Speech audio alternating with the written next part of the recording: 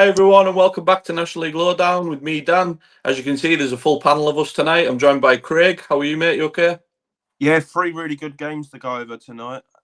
Lots to go through, and I didn't actually catch any of them live because I was at the National League Cup, and that actually delivered a good game for me as well, although it was a narrow defeat in 5 for Braintree, going down 3-2 to West Brom. Yeah, like I said, there was some good games, wasn't there? So we'll look forward to talking about that. Louis, joined by you again. How are you, mate? You okay? Yeah, all good. Thanks, Dan. Looking forward to cracking on and walking through some of the games from last night. And looking forward to some cracking games again this weekend. Yeah, definitely some good eye openers this weekend to look at. And Mark, how are you, mate? You okay? Hello, how are everybody? Yeah, another win for my beloved Mac last night at Leamington. 1-0. Danny Elliott with the goal that's put us up to 9th as we went 15th at one point. Just goes to show how crazy the National League North is. But now looking forward to going over the 3 National Leagues from last night and seeing what we can predict for Saturday. Yeah, I mean, we'll go into predictions later on, but I think we've got something to achieve to catch Craig's predictions from this week just gone. But yeah, we'll talk about that a bit later on. Yes, we will. Just before we get started on the deep dive and stuff, we've been posting some shorter form content on TikTok. If TikTok's your thing, if you're on there, head over to our page, National League Lowdown, give us a follow. And see some of the games we've been playing, some of the shorter format stuff we've been doing as well, and having a bit of a laugh with things as well. So yeah, head over there.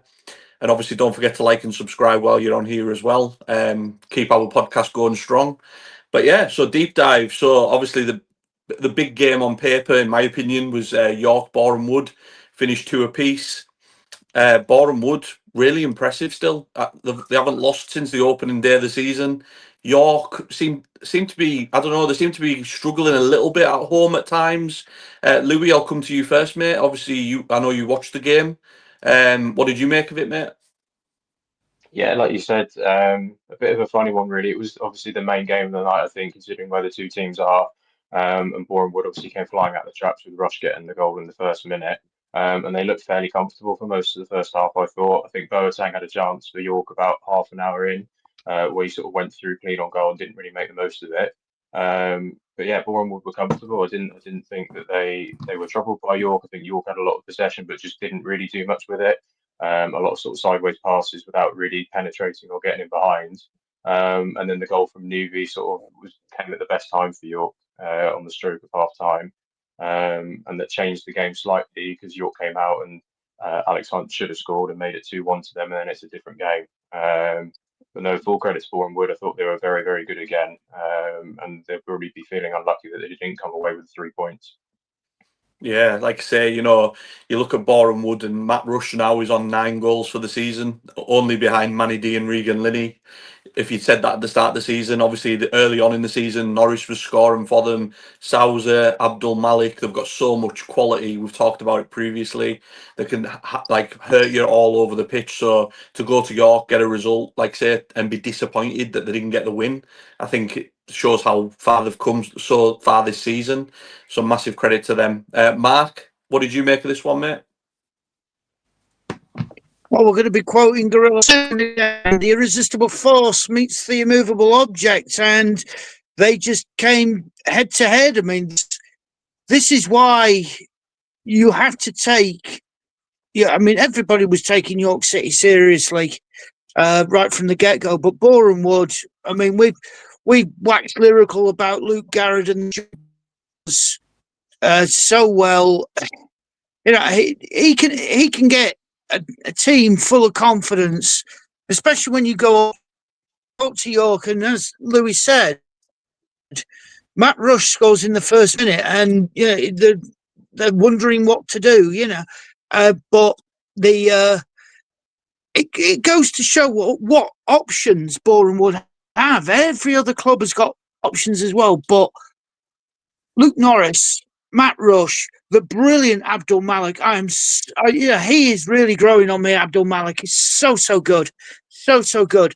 But I think Boreham Wood can take more out of this point than possibly what York can. I mean, it's a game now that they've got out of the way. which they needed to. But yeah, Boreham Wood, you can talk about them seriously for a challenge. I mean, there's no reason why they can't be going for top three. I mean, playoffs, I'd say so. But top three, why not? It's the clubs that don't get spoken about that really can cause the most damage. I mean, Tamworth, Halifax, getting there as well. But let me say this about the DAZN commentators. Good grief, show some impartiality, will you? I mean, as soon as Boreham Wood scored, it was like reading an obituary, and then you were jumping around like skinned chimpanzees. The equaliser shows something because you're meant to be selling the game to the people watching. And if you're sitting there going, oh no, they've scored, I was like, who cares what you think? Show some impartiality, folks. Come on. Yeah, Dire I do have to say, but the game more than with the more late than made up equaliser. for it. And Go on, Mark. Go on, that's what I'm talking about. It's like listening to two chimpanzees. And no. I mean, thank heavens there's a mute button. But no, the game more than made up for the really, really absolute dog and pony show commentary. Yeah, I mean, I do have to say, I think I messaged the group chat saying when I seen the York equaliser, I thought York had won the World Cup, the Euros, and the Eurovision all in one go. When they equalised with the late goal, it was that much of a reaction. Which, again, I get it. You know, you support your team, it's a late goal and things like that. But it did seem a tad OTT, I would say, over the top. Craig, what did you make of it, mate? Yeah, so the biggest thing for me was when the team sheet came out, obviously Malachi Fagan-Walcott not being in the York team. And for me, he's probably been their player of the season. He's been the most consistent defender. He's added goals to his game from set pieces as well. And he's really, really good at stepping out with the ball. So I felt like he'd be a miss. And the players that came in are good players because York have got a team that probably their second string could easily compete in the upper reaches of this division as well. But he's probably... arguably, we could have this debate forever. The best for me, he's the best defender in the league, so he's always going to be a massive miss. And we've seen that he's also going to miss the Halifax game at the weekend as well through injury, which will be a massive loss. For Boreham Wood, they'd just be praying that they could just maybe shut up shop a little bit better in the end of both halves, because I think it's 45 plus 5 plus 89, and neither goal was particularly great from York. Obviously, they're never going to complain it's a goal, but from Boreham Wood, they'd be looking that there's definitely things they could do to prevent those goals and late on. And then they'd have gone to the summit, they'd have gone top of the league, which would have been absolutely incredible for them. But yeah, Abdul Malik is unbelievable at the minute, probably in the running for the player of the month, and they're so good that he named him twice. So good, you're right. And, you know, like I say, from a Carlisle perspective, I was kind of pleased it finished a draw because it kept them, you know, at arm's length, keeps York further away, keeps Boreham Wood, you know, just below us. So I think for me, it was one of them games that it lived up to the hype. I think it was, you know, you see a lot of games on paper where you look and you go, will it live up to the, you know, the pre-match hype? But I think it did. I think it did. Next, we've got Boston 0, Morecambe. Just go on, Louis. On York, I mean, you sort of said it at the top. They need to stop dropping points at home. I think they've dropped 10 points at home now. They've dropped points against Sutton, Solihull, Scunthorpe, and now Boreham Wood. So I think that's a real thing. And they obviously set such amazing heights last year. And I think it's sort of come back to bite them in a way because everyone expects so much from them that they expect them to sort of work the floor with everybody. But I had a look at their sort of fixtures coming up, and I do think that they are really crucial. I do think they'll go on a run because if you look at their next 11 fixtures until the end of 2025, they've only got 3 teams in the top half. So they've got Halifax away, Eastleigh away, and Rochdale at home.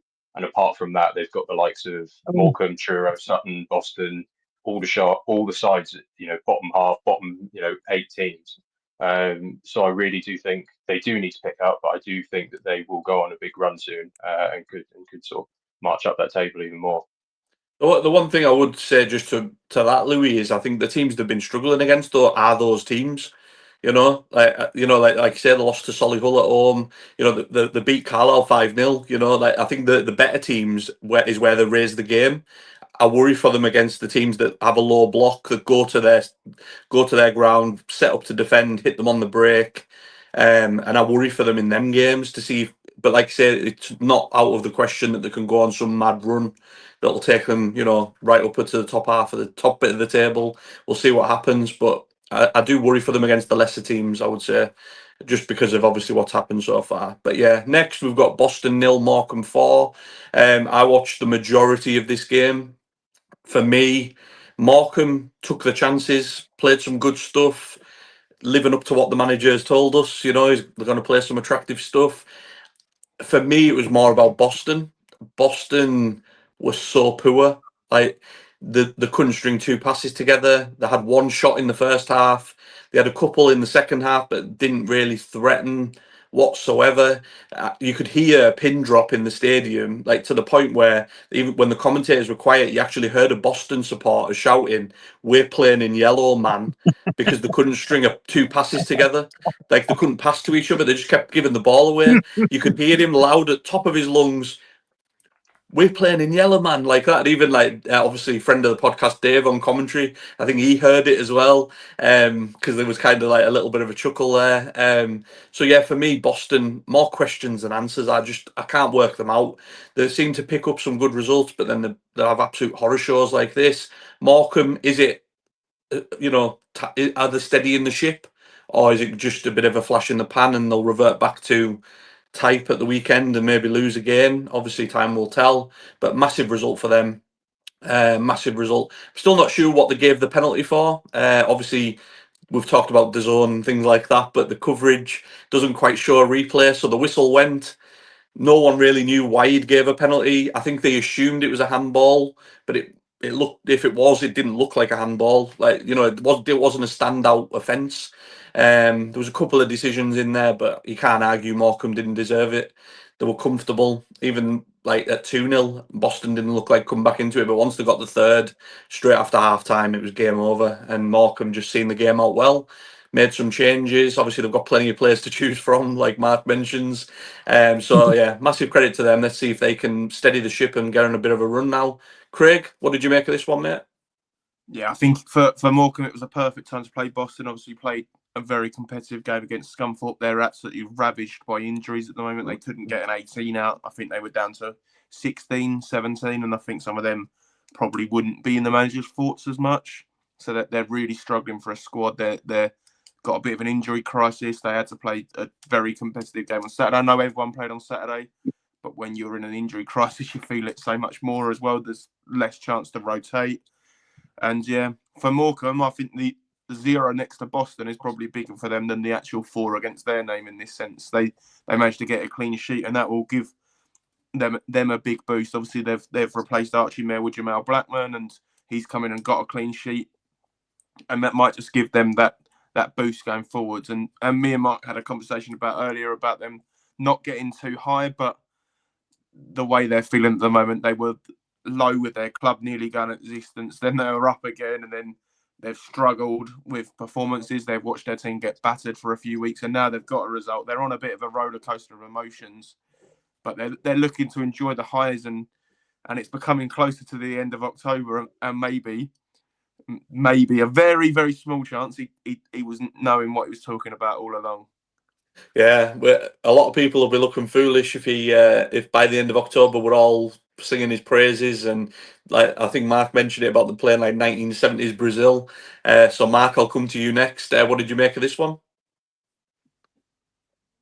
Well, again, we'll start with Boston. What a strange team they are. They can really turn it on in some games, and then you've got this one where they just didn't turn up at all. It's a shout of what colour shirts they were playing. He was very, very amusing, but I don't think Graham Coughlin's going to be very amused by it all. Morecambe, let's one swallow does not make a summer, people. Come on, get a bit more realistic here. You've had a 4-0 win, which is good. but look at how many beatings you've taken to get this far. You need stability. You can't go looking for 4-0 wins every single week. The signing of Blackman, he's a brilliant goalkeeper. That might just change it. But just look forward to getting a stable run of results. Not looking to get 4 or 5-0. That'll never happen because someone can whack them 4 or 5-0 again. Just remember that again. But a great opener from Jake Kane. That was one thing that Morecambe have had. I mean, you've had Jack Nolan with a couple of special goals, and Jake Kane did exactly the same 25, 30-yarder last night as well. But stable results, come down, look and focus on getting your 2-0s, your 1-0s, the results that matter that will get you up the table. And they shouldn't look at this game as their magnum opus, but a good result, a very good result. Yeah, I mean, you talk about Morecambe going on a run. We've mentioned it. I've got their fixtures up here. So their next 5 games, they are away to Eastleigh, away to Hartlepool, an absolute cracker here that Louis will be interested in, at home to Sutton, and then away to York. Oh. So there's some tough away games in there for them. There's a bit of a pretend Louis might not like me saying it, a relegation 6-pointer in there with Sutton. Interesting games going forward for them. So let's see if they have turned the corner. I'm sure I'm going to come to Louis now. I'm sure Louis hoping it's a flash in the pan and they haven't turned the corner. What did you make of this one, mate? Yeah, I hope so. It put us bottom of the flipping league, didn't it? So, from sitting outside the playoffs 3 years ago in League Two, we're now sitting bottom of the National League. But yeah, for Morecambe, touching on what's already been said, it's their first clean sheet. I think in 22 games it was, which is incredible. It's crazy. And as you say, they've got to build some momentum because otherwise it will just, it'll be forgotten in a couple of weeks' time if they don't. I had to look. I don't know whether any of you are XG nerds, but their expected goals for the game was 1.38. So although they did win 4-0, as you say, one was a screamer from 30 yards out, another was a penalty. So yeah, wait to see what comes in a few weeks' time, and then we can, I think, judge whether they've actually hit the nail on the head and become one of the best sides in England. But he did come out with another corker of a quote last night in his post-match. I think he said, "On the whole, we've defended well over the last few games." Sujahal said. And he said goals in previous games were mistakes from set pieces and individual errors. So yeah, incredible quote considering how bad they've been defensively. But yeah, we'll see what happens. Oh my God! Yeah, that was quite a special one. Oh man, I love that. I absolutely love that. Honestly, I think for me, when people say, "Oh, we defended well," surely that includes individual mistakes, does it not? Like that's part of defending. Like if you're all, to quote Roy Keane and Mark, if you're doing your jobs, then that is defending properly. Yeah. If you're giving the ball away, you're not doing it properly. You're not doing it properly. So again, a crazy quote. He seems to just be bringing more spotlight onto them, more pressure onto them for no reason whatsoever. But you never know. Somebody seems to be bringing a tranquilizer dart with them too. Yeah, I mean, it must be under some influence to come out with that. God, gravy. So massive result for Morecambe. Let's see how their next few games go. See if they can go on a run. And obviously, the last of the midweek games was Eastleigh 1, Scunthorpe 1. Again, Scunthorpe, finding a way not to lose. Again, they've only lost once all season, which is impressive in itself. Eastleigh, tough place to go. They're in good form themselves. I think for me, a draw was probably a fair result from what I've seen of the game. Mark, what did you make of this one? To go back down on the Tuesday night, we know that it was the circumstances that led to the draw coming back up again, but a long way to go. A Tuesday night, I think both teams can be pretty satisfied with that because it was more the previous game that was an emphasis on last night's game because you're going to get in the head injury, everything like that. But the Eastleigh goal, it was like watching the ending of the Benny Hill show. It just needed the I mean, the guy was running and ragged. And it was one way, then the other way. The back heel, which Scunthorpe looked very annoyed about, as well he should be after watching Snake on a Nokia phone practically. But no, very, very handy point for both of them. It's the game that they would have wanted to get out of the system, like York and Boreham Wood. It's now gone. Everything that led up to the game they can now put it behind them, and they can just move on to Saturday. But yeah, a very beneficial point for both of them. Yeah, definitely. I think both teams would have snatched your hand off for a point. Craig, what did you make of this one, mate? Yeah, I think it's the fair result after all the circumstances as well, because obviously we're in the 93rd minute of the last one with it being 1-1. It was the result I think a lot of people feared, that they'd basically see the same game again and get the same result, but probably one that both teams would accept, like you said as well. It's good to see both players that were obviously impacted by the head injuries both started yesterday for their respective teams as well, which is always good. And obviously there's been no after effects for them. They've been playing week in, week out since, after obviously passing all the concussion protocols that they needed to. But similar to the first game, I think we did obviously go through the first game as well. Scunthorpe could have been 2 or 3-0 up before Eastleigh kind of offered anything. But once Eastleigh did offer it, it became pretty even affair, and points may be the right result. But if you had to pick a winner there, I'd have probably gone for Scunthorpe. Yeah, just the bits I seen, I thought Scunthorpe were comfortably on top first half.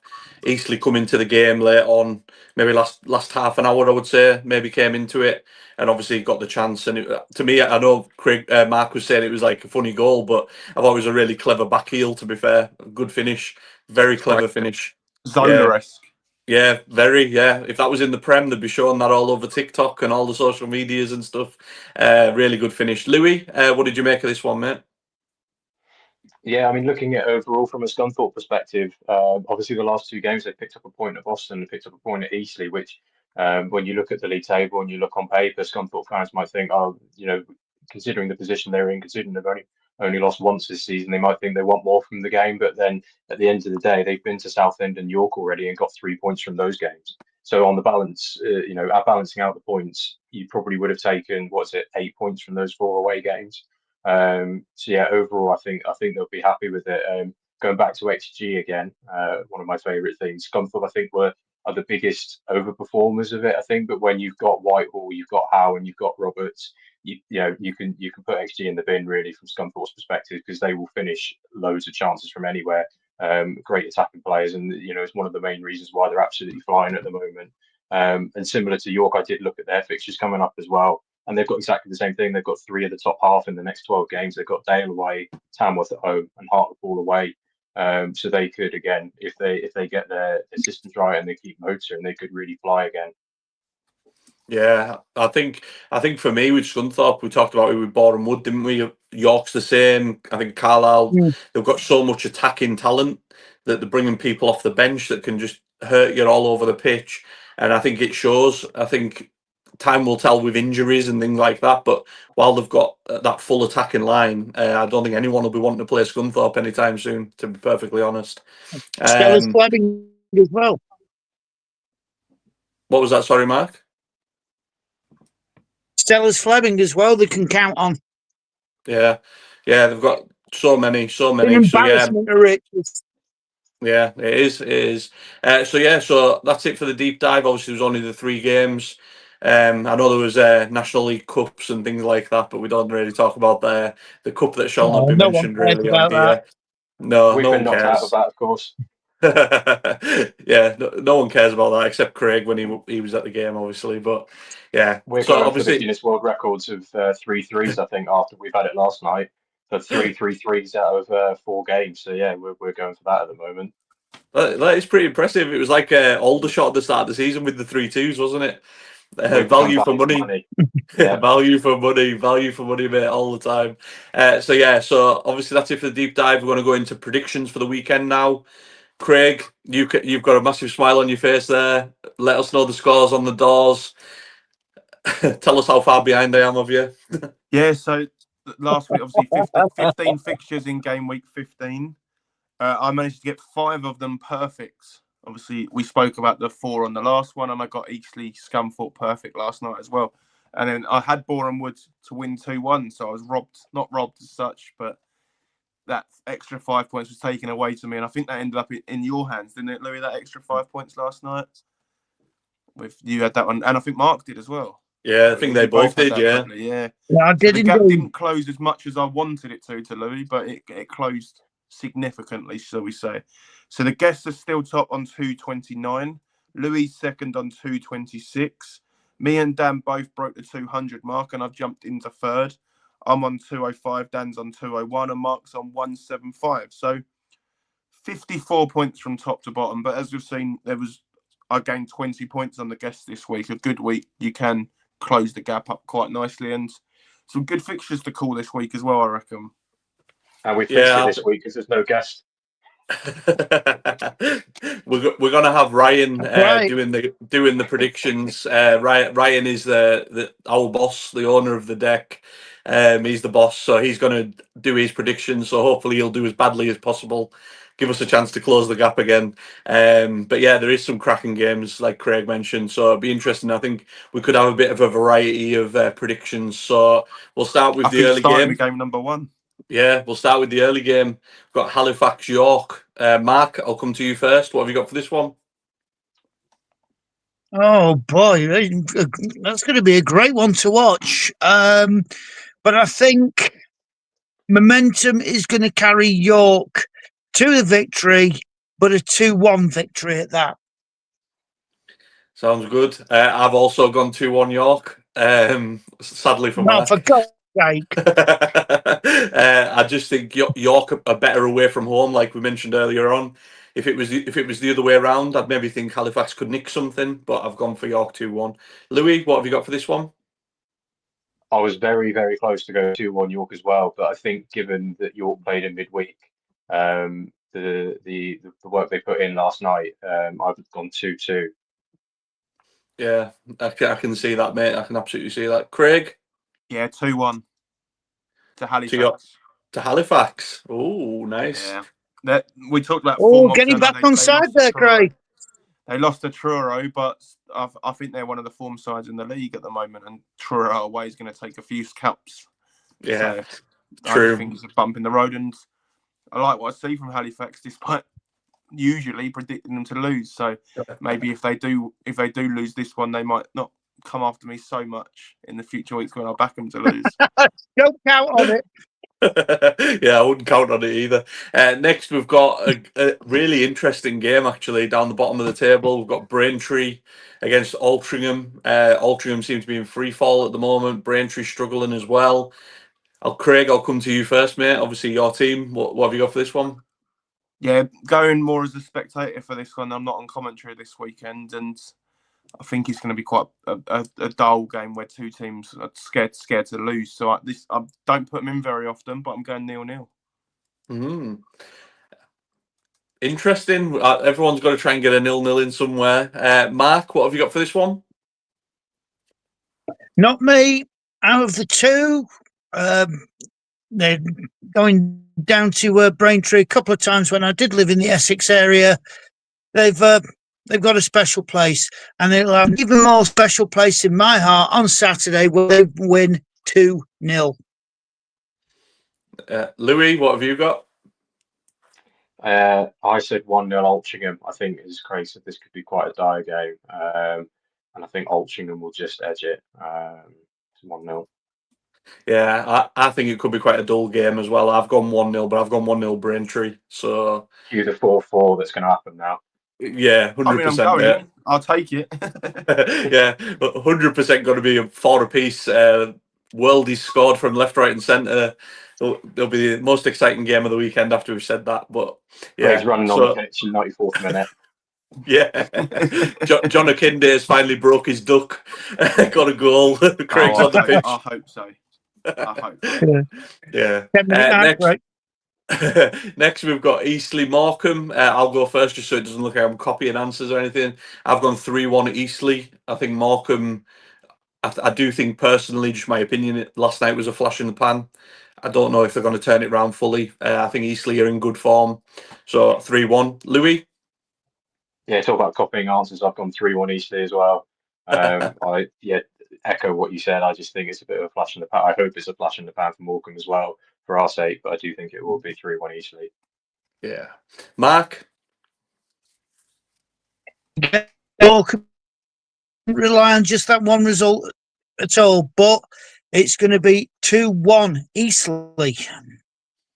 Craig? I've gone with Mark, 2-1 Eastleigh. So we've gone unanimous Eastleigh win. Congratulations to Morecambe then. Next, we've got, again, another good game, I think, here. Forest Green, Boreham Wood. Now, Forest Green have lost 2 on the spin in the league. Can they bounce back? Craig, I'll come to you first. Yeah, not only lost the last 2, but no win in the last 4. So real pressure on this one. And obviously, Robbie Savage hasn't been too far from the headlines this week, shall we say. So there's going to be a bit of coverage on this one, a bit of expectation, and that's why it's going to drift out into a 1-1 draw. Yeah, I've brought out my special result, my Desmond. I've gone 2-2. I'm thinking draw. I think Boreham Wood. I did toy with a Boreham Wood win, to be honest. But no, I've gone 2-2. Mark? Going to stick with Luke Garrett here. He knows what to do, and he knows what to do against the big boys, and it's going to be 2-1 Boreham Wood. Louis? Very similar to the York one here. I was very close to going with Boreham Wood, but again, having travelled in midweek, I think it will take their toll on the line. I have gone 2-2 as well, so I've got a Desmond here. Yeah, I think again you can make a case for either of them. Next, we've got Gateshead Truro. Should be an interesting one again. Louis, I'll come straight back to you, mate. Gateshead Truro, what have you got for that one? Yeah, I think Dan mentioned it. Your guest Dan mentioned it on the previous podcast about Gateshead's home form being pretty dire, and I think Truro may start a bit of a run here. I've gone 2-1 Truro, so yeah, I think they'll back the 3 points on the road. Yeah, I don't necessarily think they'll win, but I think they'll get something again due to Gateshead's poor home form. So I've gone 1-1. Craig? Yeah, poor home form versus poor away form. If in doubt, go with a home team. 2-0 Gateshead. Mark? Well, as Craig has just said, poor home form versus poor away form. So when in doubt, go 0-0.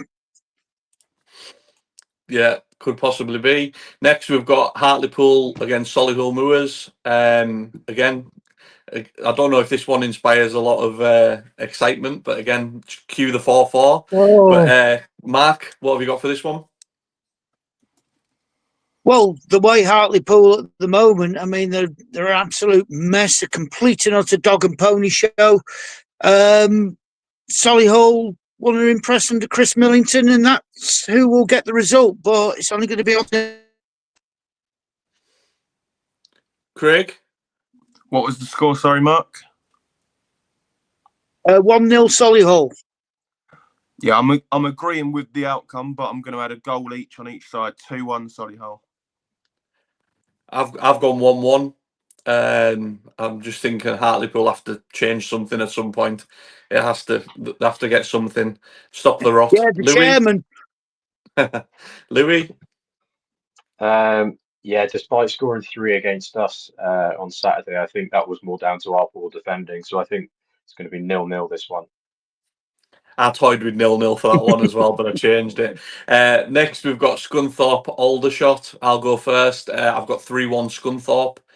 Just think they'll have too much. Aldershot are in bad form. Free fall, similar to Altrincham, dropping down the table. And I think Scunthorpe, we've talked about their attacking threats and the quality they've got. I can't see anything other than a Scunthorpe win. Craig? 3-0. Yeah. Mark?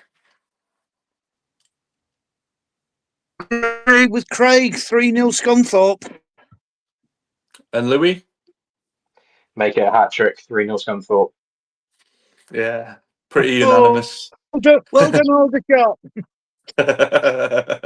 Yeah, next we've got Southend Brackley. Mark? Oh. 2-1 This is going to be an only just win for Southend. 2-1.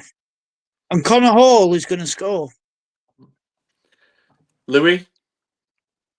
Yeah, I could very much see Brackley going there and winning this game, but I have gone 2-0 Southend. I do think they'll have too much for them, but I wouldn't be surprised if Brackley go there and get a result. Yeah, I've gone 2-0 Southend, but it wouldn't surprise me if I see Brackley get a draw there or something at the weekend. But I've gone 2-0 Southend. Craig? 3-0 Southend. More comfortable day than we originally expected, I reckon. Well, we've said about Brackley, haven't we? Their home form is where it's at for them. Away from home, it'll be bonus points for them. They'll want to get as many at home. Next, we've got Wealdstone against Sutton. Louis, I'll come to you first. Obviously, your team. What have you got for this one? Yeah, we're value for money at the moment, as we touched on earlier. I think we're working hard, but we're just not. I don't think we've got enough in us to get a win. So I've gone 2-2. Yeah, Mark. Same there. I mean, they're scoring goals but conceding goals. So yeah, 2-2 is a very fair score. Craig. Wealdstone win 3-2. Yeah, I've got 3-2 Wealdstone as well. Sorry, Craig. I just think, like you said, congratulations, Sutton. value for money, and I just think Wealdstone will have too much. Sorry, Louis. Next, we've got Woking Rochdale. I'll go first. I've got 2-0 Rochdale. I know Woking's picked up some good results, but they've been kind of on the road. I think Rochdale just look so good, so comfortable. I think it'll be another comfortable day for them. Craig? Yeah, I'm going to have to go with you here as well, Dan. 2-0 Rochdale. Mark? Going to go 3-1 Rochdale. Hope you enjoyed the drive. Louis? Yeah, you can just play your little segments from what you've just said about the game, because I've gone 2-0 Rochdale as well. Yeah, I just don't see it not being a comfortable day for Rochdale. Next, we've got Yeovil against Carlisle. Craig, what have you got for this one? Yeah, big travel down south for your guys, but they'll be going back up north with the 3 points. 1-3, 3-1 Carlisle. Louis? Yeah, I've gone 2-1 Carlisle. I think Con Clark and Linney are going to get going then. Yeah, take the 3 points back up north. Yeah, I've got 2-1 Carlisle as well. I just think we're doing well at the moment. We're good result against Forest Green. It wouldn't surprise me if we went there and struggled, but I think we could just about get over the line. But it'll be harder than people think. Mark? I'm going to go 2-0 Carlisle because Yeovil seem to have disappeared after the good start under Richard Dryden. But Regan Linney, Chris Clark, I believe they got it. Aaron Hayden's now. Is he, Dan? Yeah, Morgan That's Feeney what you've got. You've got. and Aaron Hayden are both playing at the back. Solid pretty much as well. Excellent. And Georgie Kelly And up that's front. what you need. Yeah, Georgie Kelly, they can rely on Luke Armstrong as well. So, yeah, 2-0 against a disappearing Oval. And then last but not least, we've got the late game, which is Tamworth against Boston. Mark, I'll come back to you, mate. What have you got for this one? Oh, Boston are going to be absolutely rocked to the core after Tuesday. They can't afford to play. You're in yellow, guys. Let's just get that out of the way. But I'm actually going to go 2-0 Tamworth. Yeah, Louis. Yeah, Boston are going to be playing in their purple kit probably now, so that's not probably going to work. Yeah, I've gone 2-0 Tamworth as well. I think the injury crisis, and I think Tamworth are just so solid at home. Yeah, I've just gone 1-0 Tamworth. I just think because Boston obviously got the a pasting, they might try and shut up shop, be a bit more defensive. But I still think Tamworth will have too much for them. They're on a good run. Home form's massive for them as well. And yeah, I don't see anything other than a home win. Craig? Yeah, last Saturday brought us 2 fantastic 5:30 kickoffs on the telly. I don't see this being a classic, unfortunately, but I see Tamworth taking York's place in the playoffs after this. 1-0. Yeah, like I say, I think Tamworth strong at home, but Boston as well. again, you never know what you're going to get. Or is it the Forrest Gump thing? Like Boston's like a box of chocolates. You never know what you're going to get. I was going to do the accent, but I didn't want to embarrass myself, so we'll leave that off. But yeah, so that's it from us, anyways. So thanks to Louis, thanks to Mark, thanks to Craig for joining me. Don't forget to go over to our TikTok, our social media, watch some of our games that we've been playing. Get involved, and don't forget to like and subscribe as well, and follow us on Spotify and Apple Podcasts for more content, more guests, more conversation. But we'll catch you all again soon. Take care.